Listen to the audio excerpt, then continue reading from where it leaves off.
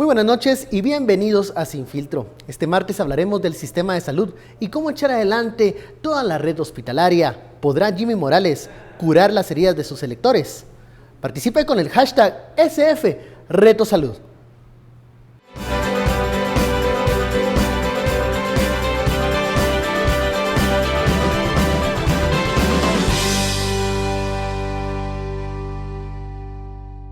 La administración de la salud pública será una de las primeras batallas del presidente electo. La cobertura de la red hospitalaria es escasa. Los programas de extensión de cobertura sustituyen algunas funciones ministeriales, pero el abastecimiento de medicina sigue generando problemas en las comunidades. Los hospitales Roosevelt y San Juan de Dios se han convertido en áreas de conflicto por la falta de condiciones para atender a los pacientes. ¿Cómo sacar adelante una cartera con problemas presupuestarios? De momento, el presidente electo Jimmy Morales le apuesta a las donaciones y reorientar el gasto. Otro frente que tendrá que superar Morales es la organización sindical, entre ellas el Frente Nacional de Lucha. El presidente electo ha manifestado que no hay condiciones económicas para cumplir con todo lo que ordena el Pacto Colectivo de Salud. Pero el problema del sistema de salud va más allá de la negociación de los pactos y de la corrupción.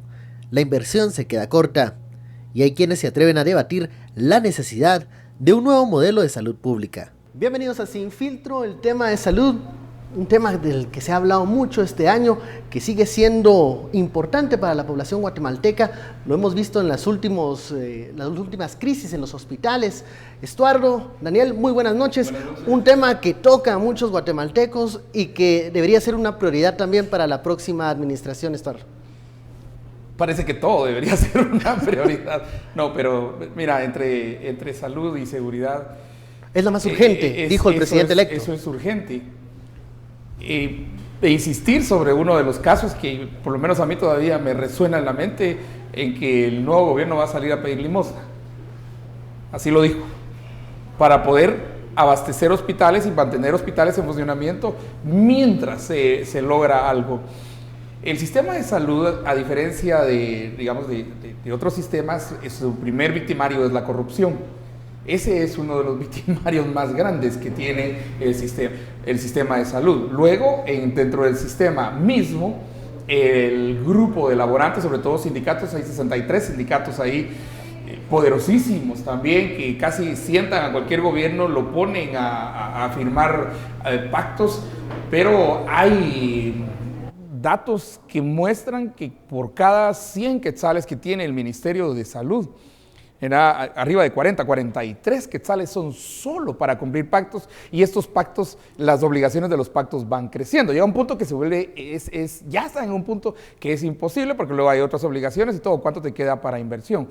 Y tercero, yo creo que se debe repensar el sistema de salud como lo tenemos, ¿verdad? En salud primaria, salud secundaria, salud, todas esas distribuciones que se tienen en Guatemala. Yo creo que tenemos que salirnos totalmente del paradigma de salud como lo hemos pensado, o como viene pensado desde 1945, y repensarlo a partir de toda la tecnología que tenemos hoy, a partir del conocimiento que tenemos hoy, a partir también de la organización comunitaria como la tenemos hoy, y eso no lo hemos pensado. Daniel, ¿cómo hacer viable un sistema de salud en las condiciones presupuestarias que tenemos en este momento? En las condiciones presupuestarias y con la clase de legislación que acompaña al Ministerio de Salud, es imposible. O sea, en estas condiciones no se puede hacer viable ese sistema. O sea, una vez más, hablábamos ayer del reto en seguridad, pero seguridad está dando ciertos datos que son esperanzadores. Cuando vemos salud, los datos son verdaderamente trágicos, ¿no? Desde los datos macro a estas pequeñas historias de las que estaba hablando Estuardo.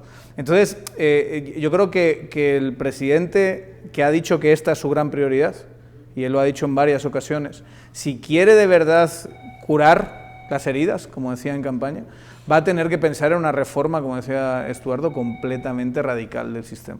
O sea, porque el sistema tal y como está ahora no funciona y va a seguir pasando tragedias como las del otro día de los 2 niños que murieron por falta de oxígeno. Van a seguir pasando si no se hace una reforma completa a todo el sistema. ¿Cómo hacer que el sistema de salud llegue a todos los guatemaltecos, Estuardo? Sobre todo en esa fase preventiva que hablábamos el otro día aquí en Sin Filtro, esa parte que no se toca, no se aborda. ¿Cómo puede hacer que el guatemalteco sienta que existe un sistema de salud que sí le responde? Bueno, nosotros, un grupo de académicos hace años propusimos los dos sistemas, tanto el de educación como salud. A mí me tocó trabajar en el de cobertura, que era el PRONAD, el Programa Nacional de Autogestión para el Desarrollo Educativo. Y se logró llegar hasta 1.2 millones de niños que no tenían cobertura educativa. Y propusimos un sistema muy similar para el sistema de salud, ¿verdad? Porque se hacía no a través de operadores del sistema de salud. Es que, vamos a ver, es que la ley te dice que es obligación del Estado, pero no te dice que es el Estado el que la tiene que llevar. Aquí nosotros nuestro paradigma es el Estado está obligado, entonces el Estado lo tiene que llevar. No necesariamente. Te pongo un ejemplo claro para nosotros.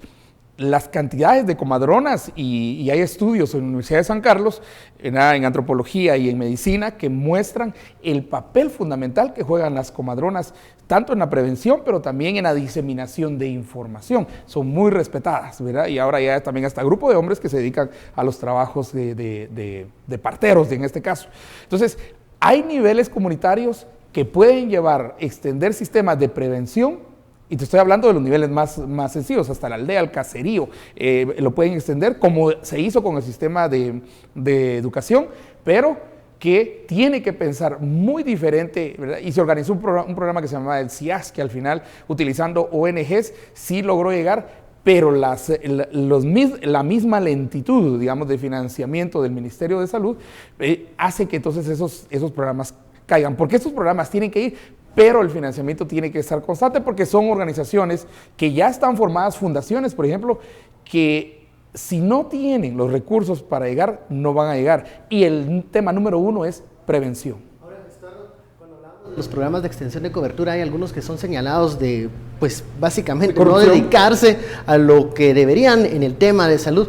Daniel, ¿cómo poner la lupa también en estos programas de extensión para que cumplan con sus fines? Sí, el problema de la corrupción es un problema inmenso que, como decía Estuardo, ataca especialmente a un sistema que requiere de muchísima inversión. Digamos, esto es algo muy importante. Los hospitales cuestan mucho dinero, las medicinas cuestan muchísimo dinero.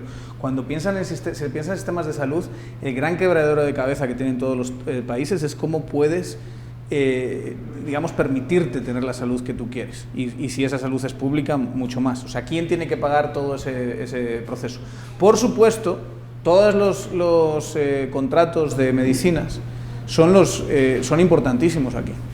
O sea, ahí sí tiene que haber un proceso, yo diría, sobre todo, de profesionalización, una vez más, del aparato burocrático dedicado a salud, de tecnificación de ese proceso, porque para mí es la pieza fundamental, o sea, la variable fundamental, que lo explica mucho mejor que el sistema electoral o que lo explica mucho mejor que del perfil sociodemográfico de quién está en el poder, es que la burocracia esté profesionalizada y esté separada del ámbito político. ¿Qué es lo que nos hemos encontrado de esa unión del ámbito político y el ámbito burocrático?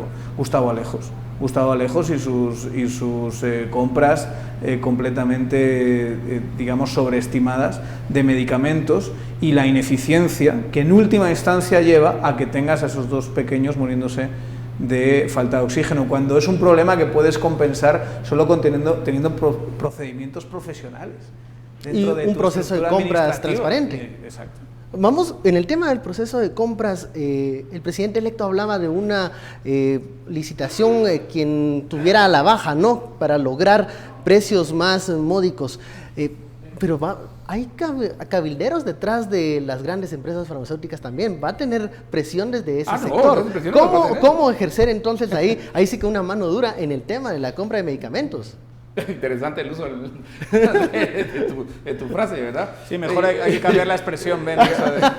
Pero mira, yo no entiendo por qué las compras tienen que hacerlas en Guatemala. Ese es el primer punto que para mí es sorprendente. Mira, ¿por qué no se sale públicamente al mundo a comprar? Y todo lo tenemos que hacer en Guatemala. 1. 2, no estoy muy seguro. Yo creo que para los hospitales hay un abastecimiento, pero ¿por qué no? Si se tiene toda la data anterior, ¿por qué no se hacen proyecciones de demanda de medicamentos y que hayan proveedores de medicamentos y que estén, como dicen, just on time, right on time, o sea, justo a tiempo, en el tiempo que se necesita? para no tener grandes pisos y grandes bodegas. Flaminia, la doctora Flaminia, decía algo que a mí también me impactó, porque ella dice, bueno, digamos que no hay comisiones, 0 comisiones, los precios bajan, hay más... más abiertos. hay más medicamentos, o más hay acceso. disponibilidad de medicamentos. ¿Y lo que se les ahorraba? Y entonces uno se queda pensando, es cierto, porque todos los periodistas hemos visto cuando se han encontrado las cajas de medicamentos en el tapanco, pues en el cielo falso de los hospitales, cómo sacan eso. El robo hormiga. El robo hormiga, pero robo hormiga de 10,000, 20,000 enfermeros, cuando en sí ya no hay nada. Entonces tenés esto. Entonces hay también que ver en esa auditoría, en esa burocracia profesional, también está la burocracia profesional de auditoría. Porque tiene que ver, digamos, lo que se compra a precio, a precio, digamos, bueno.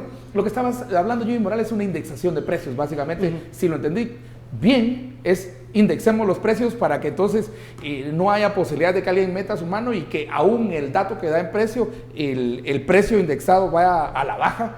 Y entonces empieza como una puja de precios. Claro. Es un precio A la indexado, baja. a la baja. Eso es lo que Vamos lo que a un quisiera. corte, Estuardo. Vamos a seguir hablando del tema de seguridad y sobre todo el proceso de compras de medicamentos y también la forma como se distribuyen los mismos en el sistema de salud. Volvemos luego del corte.